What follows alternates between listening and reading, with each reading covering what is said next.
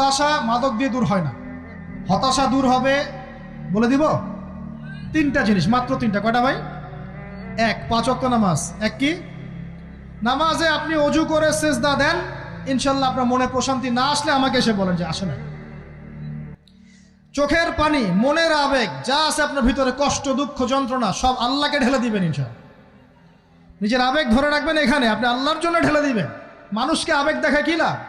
মানুষ আপনার চোখের পানির মর্ম বুঝবে? মানুষ কি মানুষের চোখের পানির মর্ম বুঝে? আপনার পিতা যদি মারা যায়, আমার কাছে এসে দোয়া চান কান্নাকাটি করে, আমি দোয়া করতে পারবো, কিন্তু আমি কিন্তু আপনার ফিলিংসটা বুঝতে পারবো না। আপনার অনুভূতি কে বুঝতে পারবেন? আল্লাহ পাক আপনার ঘাড়ের রগের চেয়েও কাছে আছেন। সুবহানাল্লাহ, সুবহান আল্লাহ পাক ঘাড়ের রগের চেয়ে কাছে আছে। গতকালকে বাংলাদেশের একজন বরেণ্য আলেমের সাথে একটা কনফারেন্সে ছিলাম। উনি বলছিলেন যে এক ব্যক্তি, এটা শোনেন, এক ব্যক্তি খুব তার শখ যে তিনি সাহাবীদের মতো নামাজ পড়া শিখবেন। কথা বুঝতে পারছেন? সাহাবীদের মতো নামাজ শিখবেন। তো একজন বরেণ্য আলেমের কাছে এসেছেন, এসে বলছেন যে আমাকে সাহাবীদের মতো নামাজ শিখিয়ে দেন। তখন সেই আলেম আরেকজন আলেমের সন্ধান দিয়েছেন, যা তুমি তার কাছে যাও, তিনি শেখাবেন। তো সেই ব্যক্তি একটু অবাক হয়েছেন, কারণ যাকে প্রশ্ন করেছিলেন তিনি অনেক বড় মুহাদ্দিস, আর যার কাছে পাঠানো হচ্ছে তিনি অত বড় মুহাদ্দিস নন, কিন্তু আবেদ, আমল করেন। তাকে গিয়ে বলছেন উনি আমাকে পাঠিয়েছেন সাহাবীওয়ালা নামাজ শিখিয়ে দেন। তখন তিনি বলছেন ঠিক আছে, সুন্দর করে অজু করে আসো, সুন্দর করে অজু করে আসো। অজু করার সময় খালি খেয়াল রাখবা যে আমি অজু করছি শুধু আল্লাহর সন্তুষ্টির জন্য। কি খেয়াল রাখবেন? অজু করছি শুধু আল্লাহকে রাজি খুশি করার জন্য অজু করছে, আর কোনো উদ্দেশ্য নাই আমার। অজু করতে যাচ্ছে, তিনি আবার বলছেন দাঁড়াও, শুধু আল্লাহকে রাজি খুশি করার জন্য অজু করো। আবার শুরু করছেন, আবার বলছেন শোনো, শুধু আল্লাহকে রাজি খুশি করার জন্য অজু করো। এভাবে বলতেই আছেন। নামাজে দাঁড়িয়েছেন, দাঁড়ানোর আগে বলছেন শোনো, শুধু আল্লাহকে রাজি খুশি করার জন্য নামাজ পড়ো। বলতেই আছেন। এক পর্যায়ে সে ব্যক্তি নামাজ শুরু করলো। নামাজে মনোযোগ এদিক ওদিকে যায়, আর তার মাথায় এটা আসে, এই শুধু আল্লাহকে রাজি খুশি করার জন্য আমাকে নামাজ পড়তে হবে, শুধু আল্লাহকে রাজি খুশি করার জন্য নামাজ পড়তে হবে। এই চিন্তা তার মনের মধ্যে ঘুরপাক খাচ্ছে। এভাবে নামাজটা সে শেষ করেছে। শেষ করে চিন্তা করছে যে নামাজ তো পুরোপুরি মনোযোগ দিতে পারলাম না। বারবার মাথার মধ্যে এরকম চিন্তা আসছে, আল্লাহ আমাকে তো মাফ করে দাও, নামাজটা আমার মনে হলো না ঠিক মতো।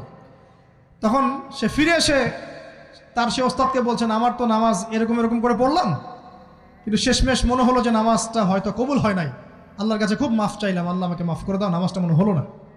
তখন সেই যে প্রথম ব্যক্তি যিনি পাঠিয়েছেন তিনি বলছেন এটাই হলো সাহাবীওয়ালা নামাজ। তারা আল্লাহকে রাজি খুশি করার জন্য নামাজ পড়তেন, নামাজ শেষ করে আল্লাহর কাছে ইস্তেগফার করতেন, আল্লাহ কিছুই হলো না, কিছুই হলো না। আমার কথা কি বুঝতে পারছেন? অতএব আল্লাহকে রাজি খুশি করার জন্যে আপনি আপনার আবেগ, আপনার ইবাদত সব ঢেলে দিবেন ইনশাআল্লাহ। অন্য কারো কাছে কিছু পাওয়ার আশা করব। আমাকে আল্লাহ পাঠিয়েছেন দুনিয়াতে নামাজ পড়তে, রোজা রাখতে, দিনের প্রচার করতে, দিনের জ্ঞান অর্জন করতে, এই তো। তা আমি একজন মেয়ের জন্য জীবন নষ্ট করে দিব কেন? আমি তাহলে আল্লাহর কাছে কি মুখ দেখাবো, আর নবীর কাছে কি মুখ দেখাবো? ওখানে গিয়ে বলবো আল্লাহ আমি আমার অমুক প্রেমিকার জন্য আশেক হয়ে একদম জীবন দিয়ে দিয়েছি, আত্মহত্যা করেছি। গেছে ভাই, যাইতে দেন। যে ব্যক্তি আপনার অবস্থানকে মূল্যায়ন করে নাই সে আপনার যোগ্য ছিল না। এখন আপনি কি করবেন? নিজের অবস্থান উন্নত করেন, আপনার পিছনে লাইন ধরে ঘুরবে ইনশাআল্লাহ। এটাই বাস্তবতা। দুনিয়া খুব খারাপ জিনিস। মানুষের অবস্থানকে মূল্যায়ন করে, মানুষের অবস্থানকেই মূল্যায়ন করে, কিন্তু আল্লাহ রাব্বুল আলামিন আপনাকে সর্বাবস্থায় ভালোবাসেন। আলহামদুলিল্লাহ। এই যে আমরা এখন অনেক পাপ করছি না, আল্লাহ কি আমাদেরকে আযাব দিয়ে ধ্বংস করে দিয়েছেন? আল্লাহ পাক এখনো আমাদেরকে ভালোবাসেন, রহম করেন, আল্লাহ পাক অপেক্ষা করছেন কখন তওবা করবে, আমি তওবা কবুল করব। এই কখন আমার বান্দা খালি একবার বলে আস্তাগফিরুল্লাহ, আল্লাহ পাক সাথে সাথে মাফ করে দেবেন ইনশাআল্লাহ। আর সেই আল্লাহকে ভুলে আপনি কার পিছনে ছুটছেন? আমরা কিন্তু নিয়াত করতে পারি ভাই যে আমরা যারা ওয়াজ শুনলাম জীবনে কোনোদিন সিগারেটে হাত দিব না ইনশাআল্লাহ। রাজি আছি ভাই? অন্য বড় বড় জিনিস তো বহুত দূরের কথা। আচ্ছা, অনেকে রাজি হয় নাই কেন? আপনারা কি অলরেডি আসক্ত? আমি অনেক ভাইকে দেখেছি মাশাআল্লাহ ইফতার খুলেই একদম বেনসন টানা শুরু করে। হ্যাঁ, এটা যে হারাম আপনাদের কেউ ওয়াজ করে শোনায় নাই? এটাকে কি মনে করেন আপনারা, হারাম না হালাল?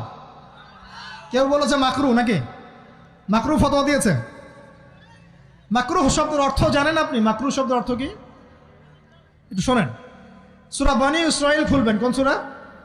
সূরা বনী ইসরাঈল আল্লাহ পাক বলছেন, আমি বনু ইসরাইলকে এই কাজগুলো করতে নিষেধ করেছিলাম। কোন কোন কাজ? জেনা করো না, জেনার ধার কাছে যেও না, এতিমের মাল আত্মসাৎ করো না, শিরিক করো না ইত্যাদি। যারা আলেম আছেন তারা আমার কথা বুঝবেন। এই কাজগুলোর পরে আল্লাহ পাক বলছেন যে এই প্রত্যেকটা কাজ আল্লাহর কাছে মাকরুহ, অপছন্দের। কিসের? অপছন্দ। তাহলে এটাকে আপনি সহজ মনে করছেন? নিয়াত করি আল্লাহ পাকের সন্তুষ্টির জন্য আমরা কোনোদিনও মাদকের সাথে সম্পৃক্ত হব না ইনশাআল্লাহ। আর বিশ্বাস করেন, শুধুমাত্র মাদকদ্রব্য নিয়ন্ত্রণ অধিদপ্তর এই আইন কানুন এগুলো দিয়ে, জরিমানা দিয়ে মানুষকে মাদক ছাড়ানো যাচ্ছে না, যাবে না। কেন যাবে না এটা আপনারা খুব ভালো করেই জানেন, আমি বলতে চাচ্ছি না। অনেক সময় মাদক বিরোধী কনসার্ট করে মানুষ, মাদক বিরোধী কনসার্টে ওঠার আগে এক বোতল ডাইল খেয়ে আসে আগে। এগুলো কি বাস্তব কথা বলছি না অবাস্তব কথা বলছি? আমাদের যুবক ভাইরা কোশ্চিনকালেও মাদকের ধার কাছে যাবেন না ইনশাআল্লাহ। একটা হাদিস খালি মনে রাখেন, এই হাদিসটা মনে রাখেন। নবী সাল্লাল্লাহু আলাইহি ওয়াসাল্লাম বলেছেন, কেউ যদি মাদকদ্রব্য সেবন করে তার 40 দিনের নামাজ কবুল হবে না। সিগারেট একটা খেয়েছি, 40 দিন নামাজ নাই। এরপর যদি সে তওবা করে আল্লাহ মাফ করে দিবেন। আবার যদি মাদক খায় আবার 40 দিন কবুল হবে না। যদি আবার তওবা করে আল্লাহ মাফ করে দিবেন। আবারও যদি খায় আবারও 40 দিন কবুল হবে না। আবারও তওবা করলে আল্লাহ আবার মাফ করে দিবেন। চতুর্থবার সে যদি মাদক খায়, আল্লাহ রসুল সাল্লাল্লাহু আলাইহি ওয়াসাল্লাম বলছেন, আল্লাহ পাক কিয়ামতের মাঠে তাকে তিনাতুল খাবাল পান করাবেন। কি পান করাবেন? তিনাতুল খাবাল। সাহাবীরা বললেন, ইয়া রাসূলুল্লাহ, এটা কি তিনাতুল খাবাল? কি? নবী সাল্লাল্লাহু আলাইহি ওয়াসাল্লাম বলছেন, এটা হচ্ছে জাহান্নামীদেরকে আযাব দেওয়ার পর তাদের রক্ত মাংসের যে পুঁজ বের হবে, এই যে ড্রিঙ্কস, জাহান্নামের হার্ড ড্রিঙ্কস, এই ড্রিঙ্কসের নাম হলো তিনাতুল খাবাল। আল্লাহ পাক আমাদের সবাইকে মাদক থেকে বাঁচিয়ে রাখেন। আমল হচ্ছে কোরআন তেলাওয়াত। যে ব্যক্তি কোরআন তেলাওয়াত করতে পারে নিয়মিত, তার মনের মধ্যে এই হতাশা, এই ভীরুতা, এই কাপুরুষতা কিচ্ছু আসবে না ইনশাআল্লাহ। আমি গ্যারান্টি দিচ্ছি আপনাকে, হতাশা আসবেই না আপনার মনে যদি আপনি কোরআন বুঝতে পারেন। কোরআনের একটা আয়াত নিয়ে কোনো সময় দেখা যায় 2-3 ঘন্টা সময় পার হয়ে যাচ্ছে, আয়াতটা ছেড়ে সামনে যেতে পারছি না। কোরআনের ভিতরে ঢুকলে আপনি দুনিয়ায় ভুলে যাবেন কি হচ্ছে আশপাশে। আমি এমন অনেক আলেমকে দেখেছি যে একটা বই, পাতলা একটা বই, আরবি বই নিয়ে পড়া শুরু করেছেন, ওই যে ফজরের পরে জোহরের ওয়াক্ত হয়ে যাচ্ছে, বইটাই শেষ করতে পারেননি। বুঝতে পারবেন না, যখন আপনি ইলমের ভিতরে ঢুকে যাবেন, কোরআনের ভিতরে, হাদিসের ভিতরে, আপনার দুনিয়ার খেয়ালই নাই। একজন আলেম, তিনি এক রাত্রে একটা বই লিখেছিলেন, চটি বই, এক রাত্রের মধ্যে। বলা হচ্ছে, তার সম্পর্কে বলা হচ্ছে যে রাতের খাবার তাকে দেয়া হয়েছে যে আপনি এটা খেয়ে নেন। তো সে খাবারটা পাশেই আছে, খাবারটা খাবো, এটা লিখে খাবারটা খাবো, এরকম তার চিন্তা ছিল। ফজর হয়ে গেছে, বই লেখাও শেষ, খাবার এই অবস্থায় পড়ে আছে, ডুবে গেছেন ভিতরে, খাওয়ার মাথায় তার খেয়াল নাই। এরকম হয়। একজন মনীষী, বিখ্যাত মনীষী, রিয়াদুস সালেহীন কিতাবের রাইটার, সংকলক আল্লামা নববী রাহিমাহুল্লাহ, এরকম সারা রাত চলে গেছে, পাশে 2টা খেজুর, ওই 2টা খেজুর খাওয়ারই সময় পান। হাদিস নিয়ে গবেষণা করতে রাত পার হয়ে গেছে। আমি বলতে চাচ্ছি, যখন ইলমের ভিতরে, কোরআন হাদিসের ভিতরে ঢুকে যাবেন, আপনার দুনিয়ার খেয়াল আপনার চলে যাবে ইনশাআল্লাহ। এই টেনশন, হতাশা, এই সেই বাদ, তখনই আল্লাহ পাক আপনাকে তার পক্ষ থেকে রহমত দিবেন, বরকত দিবেন, আল্লাহ আপনার দুনিয়ার কাজগুলো করে দিবেন ইনশাআল্লাহ। তখন দেখবেন কেউ আপনার দুনিয়ার ওই কাজটা করে দিয়েছে, কেউ ওই কাজটা করে দিয়েছে, কেউ বাসায় খাবার পাঠিয়ে দিয়েছে, আল্লাহ পাকই এগুলো করাই দিবেন ইনশাআল্লাহ। তো প্রিয় ভাইরা, মাদকে যাব না আল্লাহর কাছে আসবো? 2 নাম্বার কোরআন তেলাওয়াত, 3 নাম্বার আল্লাহর জিকির। 3 নাম্বার কি ভাই? আল্লাহর জিকির। চলতে ফিরতে সব সময় মুখ চলতে থাকবে, মুখ না চললেও মনে মনে মন তাজা থাকবে, মনে মনে জিকির হতে থাকবে। মনে মনে জিকির করতে পারেন? মুখ নড়বে না, কিন্তু মনে মনে আপনার একটা জিকির হতে থাকবে, সুবহানাল্লাহ ওয়া আলহামদুলিল্লাহ, লা ইলাহা ইল্লাল্লাহ, আল্লাহু আকবার। পারা যাবে? পারে। মানুষের মন কখনো চুপ করে থাকে না, কিন্তু মানুষের মন অলওয়েজ কিছু না কিছু চিন্তা করতে থাকে না, যতক্ষণ না ঘুমায় মানুষ। তো প্রিয় ভাইরা, বেশি বেশি জিকির করবো, সুবহানাল্লাহ, আলহামদুলিল্লাহ, লা ইলাহা ইল্লাল্লাহ, আল্লাহু আকবার, লা হাওলা ওয়ালা কুওয়াতা ইল্লা বিল্লাহ, এগুলো চলতে থাকবে। আল্লাহ পাক তৌফিক দান করুন, আমিন। আমরা আমাদের সমাজে যুবকদেরকে এরকম টিকটকে দেখছি, অনলাইনে আসক্ত দেখছি, জেনায় আসক্ত দেখছি, পর্নোগ্রাফিতে আসক্ত দেখছি। আমরা দেখছি আমাদের যুব সমাজকে মাদকে আসক্ত, কিশোর গ্যাংয়ে আসক্ত। এইগুলো কি আমাদের কাম্য ছিল ভাই? আমাদের কাম্য ছিল? এই অবস্থায় কি যুব সমাজ আল্লাহ পাকের দ্বীনের পতাকা হাতে নিয়ে আল্লাহর জমিনে দিন কায়েম করতে পারবে কি না একটু আমাকে উত্তর দেন দেখি। এখন এই অবস্থায় পারবে? অতএব অবস্থার উন্নতি করতে হবে কিনা? উন্নতির জন্য রাজি আছি কিনা ইনশাআল্লাহ? আমরা চাই কি আল্লাহ পাকের দিনটা আল্লাহর জমিনে প্রতিষ্ঠা লাভ করুক, আল্লাহর দিন সবার ঘরে ঘরে পৌঁছে যাক, আল্লাহ পাকের দিনের যে সৌন্দর্য সবাই সেটাই, এই সৌরভটা সবাই পাক। আমরা চাই কি না? সমাজে শান্তি প্রতিষ্ঠা হোক, আবার সেই রাসূলের মতো যুগ চলে আসুক, আমরা চাই কি না? অতএব আমাদের সবাইকে যৌবনের এই প্রলোভনগুলো থেকে বেরিয়ে এসে আল্লাহ পাকের ইবাদতে আত্মনিয়োগ করতে হবে। আল্লাহ পাক আমাদের সবাইকে তৌফিক দান করুন, বলি আমিন। আমাদের সবাইকে আল্লাহ রাব্বুল আলামিন কুরআন এবং হাদিসের গভীর জ্ঞান অর্জন করার তৌফিক দান করুন, বেশি থেকে বেশি ইবাদত করার তৌফিক দান করুন। আল্লাহ পাক সবাইকে হারাম সমস্ত রিজিক থেকে বাঁচিয়ে রাখুন, জেনা, ব্যভিচার এবং নারীর ফিতনা, মাদক থেকে আল্লাহ বাঁচিয়ে রাখুন। আল্লাহ পাক আমাদের সবাইকে হালাল রিজিক, হালাল সম্পর্ক যথেষ্ট করে দিন। আল্লাহ পাক আমাদের সবাইকে যেন দিনের দাওয়াতের মেহনত করার তৌফিক দান করেন এবং আলেম ওলামার সাথে পরামর্শ করে দিন শেখার এবং বোঝার তৌফিক দান করেন। যুবতী দিনী বোনদের জন্য, এখানে বোনরা আছেন না? আছেন কি না? দিনী বোনরা আছেন? একটা নসিহত দিনী বোনদের জন্য আমি একটা নসিহত করতে চাচ্ছি, একটা নসিহত। আমার এই একটা নসিহত একটু মন দিয়ে শুনুন প্রিয় দিনী বোন। রাসূলুল্লাহ সাল্লাল্লাহু আলাইহি ওয়াসাল্লাম আমাদের দিনী বোনদের জন্য জান্নাতে যাওয়ার একটা ফর্মুলা বলে দিয়েছেন। আমি কি বলবো সেটা?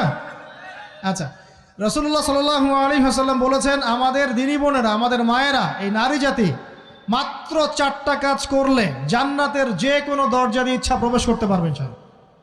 খুশি হন নাই? কয়টা কাজ? মাত্র 4টা। এক, যদি আমাদের দিনী বোনেরা 5 ওয়াক্ত নামাজটা ওয়াক্ত মতো পড়ে, আল্লাহ পাক তৌফিক দান করুন, বলি আমিন। 2 নাম্বার, যদি তারা রমাদান মাসের রোজাটাকে ঠিক মতো আদায় করতে পারে। 1 নাম্বার 5 ওয়াক্ত নামাজ ঠিকঠাক আদায় করা, 2 নাম্বার রমজান মাসের সাওম রাখা, 3 নাম্বার তাদের লজ্জাস্থানের হেফাজত করা, মানে শরঈ পর্দা মেনটেন করা, শরঈ পর্দা মেনটেন করা। এবং আমি বলে দেই, চেহারাটা আপনাদের পর্দার অন্তর্ভুক্ত।